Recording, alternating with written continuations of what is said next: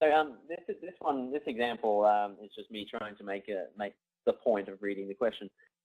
So if you're looking at this, I mean, you probably all had time to read that question out, so you've all gone. The answer is definitely exacerbation of COPD. Which it probably is. But depends on the question, which I'm sure you all knew was where I was going.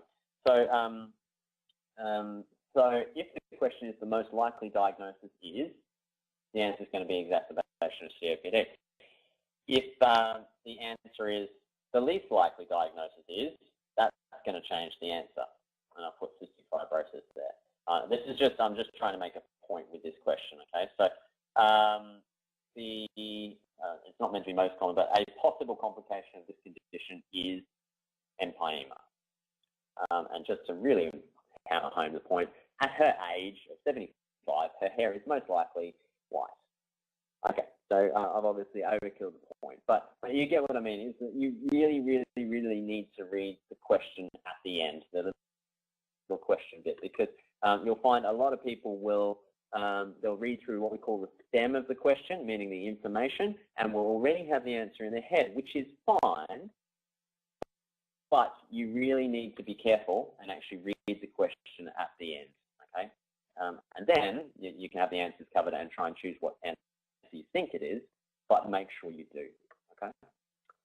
All right, let's go through a couple of quick examples now. I've run these past my wife, who is also a GP who finished last year, so I'm hoping that we proofread them okay, but we'll see if we start an argument. So a 5-year-old male presents with 24 hours of a limp on his right side. Parents report he banged his knee 2 days ago, and you notice multiple bruises on the front of his shin. Recently had a viral herpes. 5 days ago, it's completely gone. On examination, he will partially weight bear on his right with pain in the hip. His temperature is 37.4, and you note the bruising. He has discomfort on internal rotation of the hip, but his range of motion is normal. Do you guys want to chuck down in the box on the left there which one you think it is? I haven't set it up as a poll. I wasn't technically smart enough. But do you guys want to have a go and see which one you think it could be? So nice and straightforward, which is good. Most of the questions will be like this. There'll be fairly straightforward stuff that most of you will be very comfortable with.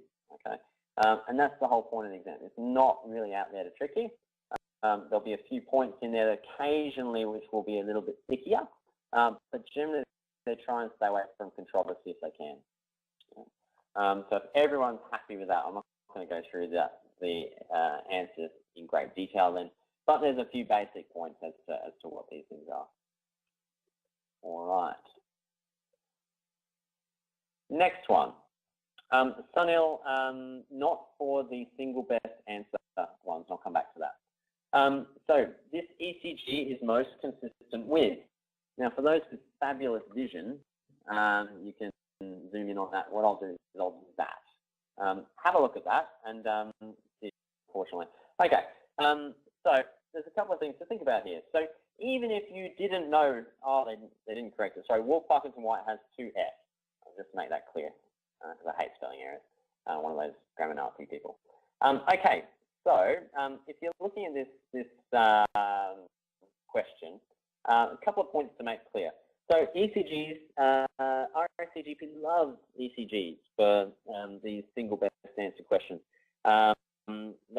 They've been known to put in multiple, 10 ECGs in a row and said, what is this, what is this, what is this, what is this? So ECGs are certainly fair game. Basic chest X-ray interpretation, fair game. Spirometry, very importantly, fair game. So make sure you know a few of the basic clinical interpretations of these sort of things. Lab tests, fair game, same sort of stuff. So based on this one, is there a bundle branch block? Well, there's no QRS complex widening, so no. Is this an anterior STEMI? No. And lastly, is there actually a heart block going on here? There's not.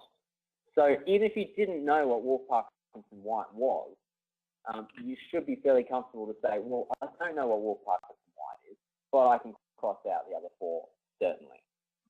So, so I'll run with D. And that would be a good way to answer this specific paper.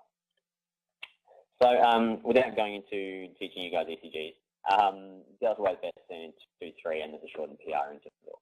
So the important thing is to rule those sort of things out. Now, this is what an extended matching question is, okay? So essentially with an extended matching question, you'll have a list of answers. Now, they'll either be on a separate page on the side or something like that. And then there'll be a bunch of questions to go with it, okay? So there's a couple of ways to approach these ones. There are 80 of these, and there are 70 of the others. These are often quite a bit quicker than the single best answer. Now, the best way we think to approach this is to actually look at the question and try and work out what the answer is before going to look whether that answer is available. Okay? So if you guys want to have a look at these, and just have a little think to yourselves, you don't have to put down all the answers if you don't want to, but have a think about what the answers could be for each one. And while you guys are doing that, I haven't done it in this one, but they often throw a whole bunch of names that are incredibly strange or odd or rare in the list. Don't panic. A lot of people see those things and go, oh, that might be the answer to this question, or what is that one, and stress about it. Don't stress about it. The whole point of this is it is meant to be straightforward, okay? Very importantly. So if everyone's had time to have a little go at that, I'm going to flip forward. So if you think about it, often these ones will have keywords. Now, keywords are very, very, very important for your extended matching questions. Keywords are brilliant. Now, you guys will probably know most of these keywords. If they're not keywords, they're often what we call triads or pentads of or constellations of symptoms. Now, if you see a chest pain ripping through to the back, we're talking about aortic dissection as a general rule. We're talking about a middle-aged female on the oral contraceptive pill. The other thing I'll mention while I'm saying this is when RACGP writes their exams, if they say a piece of information in that question, so for example, I put OCP in that question, I'm not just putting OCP in there for the fun of it. So if there's a piece of information in there, it's probably relevant. So if I said, oh, Jack is a 7-year-old boy who's come in with some high fevers, can't really find a focus, what is it? If I then say Jack is a 7-year-old boy who's just come back from a malaria area in the depths of Indonesia, I'm not saying that for fun, I'm trying to point you towards malaria, okay? So this lady has an OCP, she's got some hemoptysis, she's got chest pain, so she's got a PE most likely. 73-year-old guy, so older guy, he's got fevers, short peripheral exertion, pleuritic chest pain, he's most likely got pneumonia. 23-year-old tall male with some urty symptoms previously, he's got left-sided pleuritic chest pain, shortness of breath. We're talking about a spontaneous pneumothorax until proven otherwise. So hopefully that gets across a little bit of the extended matching questions.